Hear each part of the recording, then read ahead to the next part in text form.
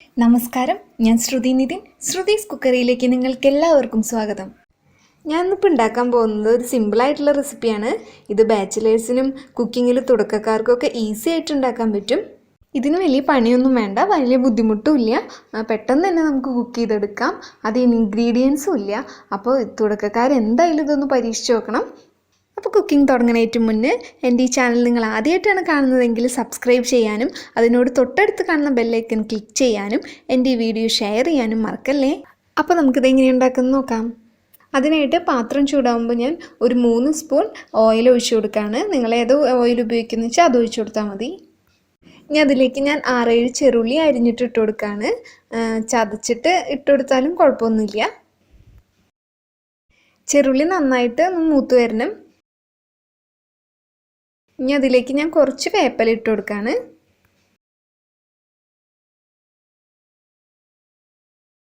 ഇപ്പോൾ ചെറുള്ളി മൂത്ത് തുടങ്ങിയിട്ടുണ്ട്, കളർ മാറി തുടങ്ങി ചെറുള്ളിയുടെ. 1 സ്പൂൺ കാശ്മീരി മുളക് പൊടി ഇടാണ്.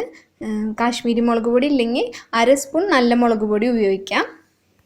ഈ മുളക് പൊടിയുടെ പച്ചമണമൊന്ന് മാറണം. ഈ ചെറുള്ളിയും ഈ മുളക് പൊടിയും കിടന്നിട്ട് നന്നായി ഒന്ന് മൂത്ത ഒരു മണം വരും. മുളക് പൊടി കരിയാൻ നിൽക്കണ്ട, അല്ലാതെ ഒരു നല്ലൊരു സ്മെല്ല് വരുമ്പോൾ നമുക്ക് സവാള ഇട്ട് കൊടുക്കാം.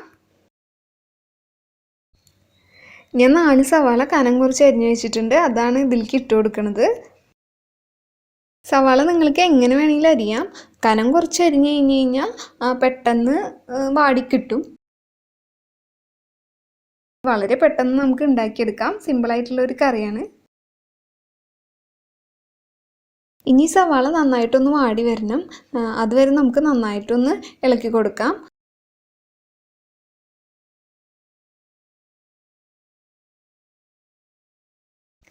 ഈ സമയത്ത് ഞാൻ അതിലേക്ക് ഉപ്പിട്ട് കൊടുക്കുകയാണ്.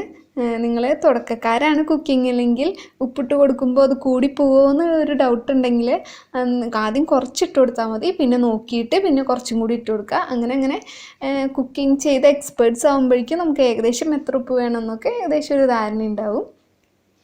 കറിവേപ്പില ഇനി ഇടണമെന്നില്ല. ഞാനിവിടെ ഇഷ്ടംപോലെ കറിവേപ്പില ഉള്ളതുകൊണ്ട് കുറച്ചും കൂടി വെറുതെ ഒന്ന് ഇട്ടു എന്ന് മാത്രം. നിങ്ങൾക്ക് വേണമെങ്കിൽ ഇട്ടാൽ മതി. ഇനി ഇത് നന്നായി ഒന്ന് വാടണ വരെ നമുക്ക് നന്നായി ഇളക്കി കൊടുത്തുകൊണ്ടിരിക്കാം. അടി പിടിക്കാണ്ട് മാത്രം നമ്മൾ ശ്രദ്ധിച്ചാൽ മതി.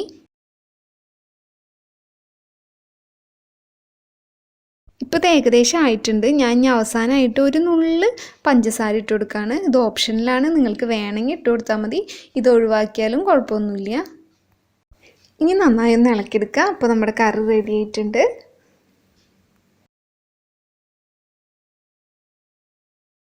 ഞാൻ ഇപ്പോൾ ഏകദേശം 10 മുതൽ 15 മിനിറ്റ് വരെ ഇളക്കിയതിന് ശേഷമാണ് സവാള ഇങ്ങനെ വാടിക്കിട്ടിയത്. ഇത്രയും നിങ്ങൾക്ക് വാടണ്ടെന്നുണ്ടെങ്കിൽ നിങ്ങൾ അതിന് മുന്നേ തന്നെ അത് നിർത്തി വെച്ചാൽ മതി.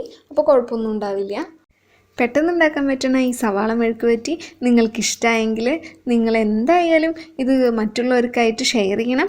അതോടൊപ്പം തന്നെ ഈ വീഡിയോയ്ക്ക് ലൈക്ക് ചെയ്യാനും മറക്കല്ലേ. ഈ സവാളക്കറി നിങ്ങൾക്ക് ചോറിൻ്റെ ഒപ്പം മാത്രമായിട്ട് വേണമെങ്കിലും കഴിക്കാം. ഇത് മാത്രം മതി ചോറിൻ്റെ ഒപ്പം കഴിക്കാനായിട്ട്, വേറെ കറിയൊന്നും വേണമെന്നില്ല. അപ്പോൾ എല്ലാവർക്കും നല്ലൊരു ദിവസമാകട്ടെ. ഇന്ന് വീണ്ടും നല്ലൊരു വിഭവമായിട്ട് കാണുന്നത് വരെ ബായ്.